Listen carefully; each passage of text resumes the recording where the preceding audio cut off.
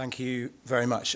So I've been asked to talk about what happens next, how MSF uses research data, and this is a picture of one of the ways in which we use research data, demonstration about HIV treatment in South Africa. Before I talk about how MSF uses research data, I wanted to start by looking at what kind of data we collect, how much of it actually gets published, and then to give some examples of what we do beyond the publication, and then touch briefly on some new approaches to how we're using new technology to communicate our message. But I do think that before we rush ahead and think about what happens beyond the publication, it's first interesting to ask about what kind of research we publish. So what kind of data do we collect? Research data. This is on the left is a graph from a poster I think that was presented last year at the Science Day, and it shows that most of the publications we have are in the area of HIV/AIDS. That's where most of our operational research activities go on. And when you try and break that down and look at what kind of data we end up publishing, well, I did a review in PubMed over the last sort of 17 years, and I found 173 publications HIV-related with an MSF involvement, and the vast majority of those were cohorts or cross-sectional studies, bit of qualitative research, a few systematic reviews, some modelling, no randomised trials. So from there you can conclude, and if you look at the papers it becomes more clear, that most of our research is actually publication of routinely collected data, analysed to a degree, and very little in the way of comparative studies. I'll get on to the implications of that a bit later on.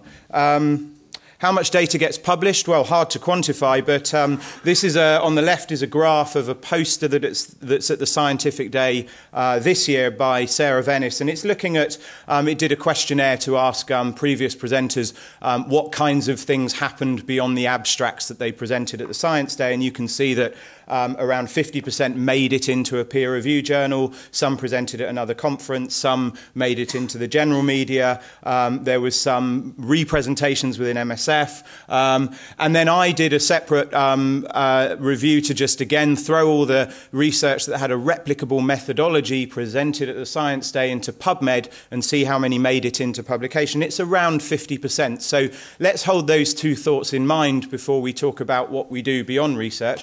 Most of our stuff is observational, it's based on routinely collected data, and only half of it makes into a publication in the first place.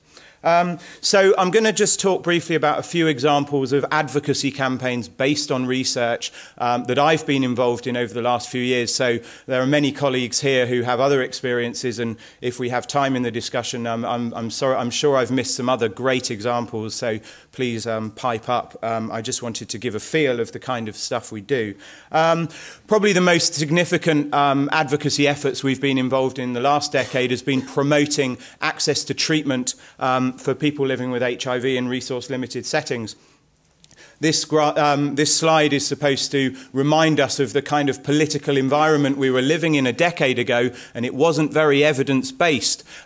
You had major donors of Western governments arguing that we can't provide ART in Africa because people won't adhere on the basis of no evidence. And you had government leaders of some of the highest burden countries where 5.6 million people were infected with HIV and there were hundreds of thousands of deaths every year, arguing that they didn't know anyone dying of HIV/AIDS. So in that environment, you know, it's worth reminding ourselves that yes, data is important to change policy, but policymakers themselves are often not basing their policies on data. So again, arguing that data is not the only thing that needs to be used to change policy. Now, MSF's early HIV programs nevertheless had a very important impact on changing the mindset of feasibility of delivering antiretroviral care in Africa.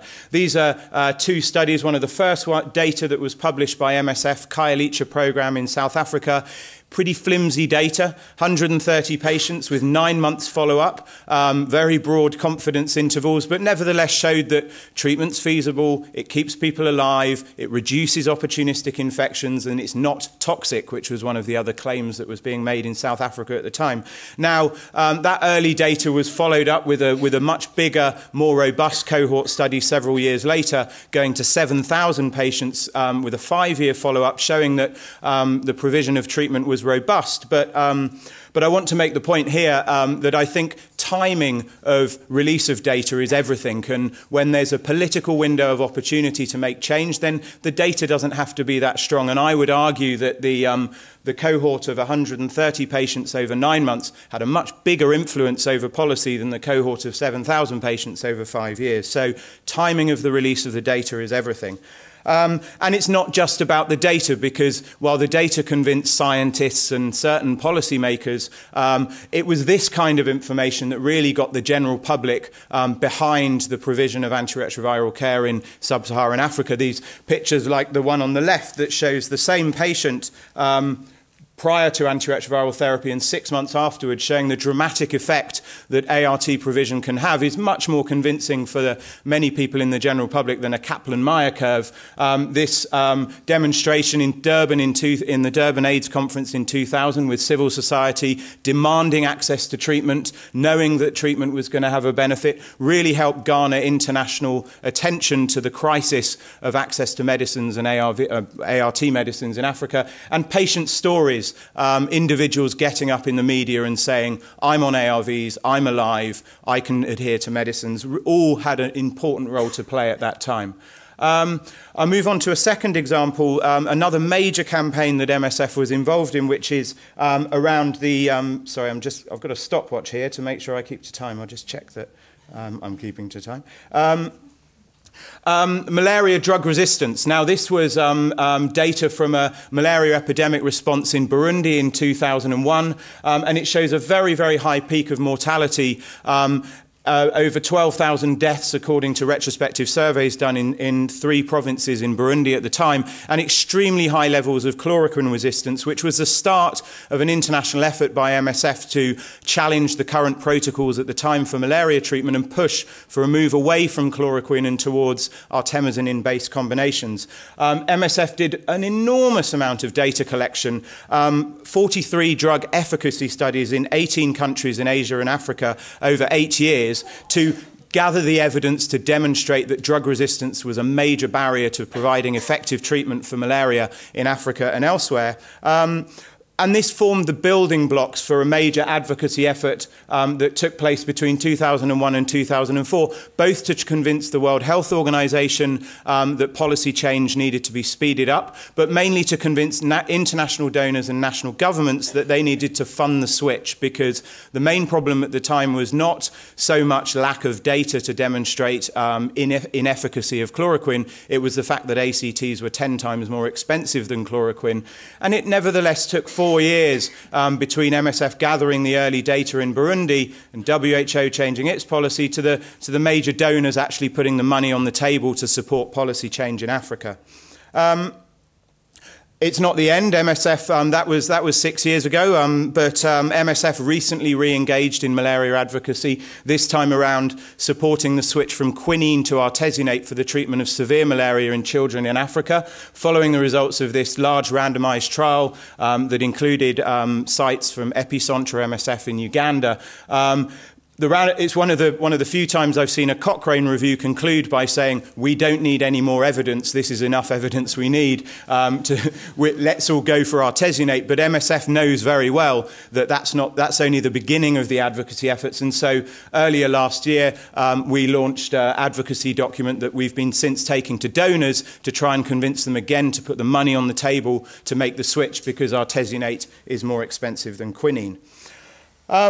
Quick third example, and again, it's an ad for posters. I hope you all saw the posters at lunch, but this is a poster that's out there from Central African Republic, and it summarizes the results of 4 retrospective mortality surveys done in 2001, which showed that mortality is much higher than the emergency threshold in an environment where humanitarian assistance is going down. And one of the reasons why we did these mortality surveys, I think there's a justification in itself for documenting mortality, but it was also an advocacy tool for lobbying international and national actors to try and give more assistance to this neglected humanitarian crisis. But it really demonstrates the limits of data as well, because international actors were unwilling to respond adequately because the crisis was deemed chronic and not acute. And we're still continuing these advocacy efforts, but the level of attention given to these quite striking mortality figures is relatively low. And so there's only so much you can do with the data, even if the data is quite convincing.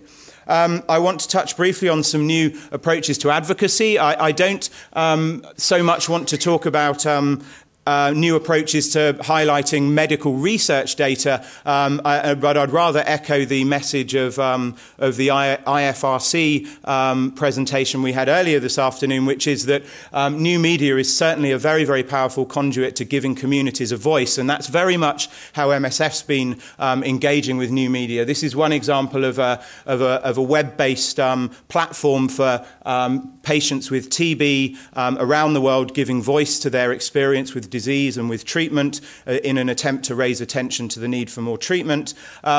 This is a tweeting campaign we tried earlier this year, and it was relating to a court case that's happening in India where Novartis is taking the Indian government to court to try and block the Indian government's passing of a law that would allow it to access more affordable generic medicines. And MSF's been trying to raise attention to this quite technical court case through the use of social media. And back again to using media as a platform for patient stories. My Life with HIV is something that was released last year around a high-level UN meeting to try and give patients a voice, humanise the problem, but really with the aim to get political commitments for continued funding of HIV programmes worldwide, with some success. Now, I wanted to finish by just going back to the point. At the very beginning, I made the point that sometimes the timing of the data is everything, and a cohort of 180 patients can be much more convincing than a cohort of 7,000 patients. I think another important point is sometimes ideas come at the right time, and there, again, data is not all that you need. And this was a presentation at the Science Day a couple of years ago about a model of ART delivery outside of the clinics as a way of decongesting health services and supporting retention in care. And it's a model that's absolutely necessary to further improve scale-up of HIV treatment in Africa. We managed to publish the data, but it's not very convincing data. It's 1 year's follow-up, it's 1,000 patients, but it had a life of its own, really. You first saw this data at the Science Day, got published a few months later. A few months after that, the government of Mozambique, in which this program was established, decided to implement it as national strategy. A couple months after that, the New York Times took hold of it. WHO convened a workshop on models of care and highlighted this. MSF started engaging in supporting the national rollout in Mozambique. WHO highlighted it as a best practice model in 2011. March 2012, it made the plenary session at the Retrovirus conference in Seattle. And in the last 4 months, there have been visits from ministers of health from Malawi, South Africa, Swaziland, and Zimbabwe. And following the New York Times article, treatment providers as far as Haiti have been in touch with the program in Mozambique, saying, we want to come and learn from your amazing model of delivery. And when you look at the data, it's not that inconvincing, but it's an idea that has its time. And I want to finish by just making the point that not all medical advocacy is for the public good. And if you really, really want to learn how to use and misuse data to change policy, then it's not MSF you want to be asking to come up and make this talk. It's probably the tobacco industry and the alcohol industry and the pharmaceutical industry, because when you study health policy, they're the people that really know how to do medical advocacy. Thank you very much.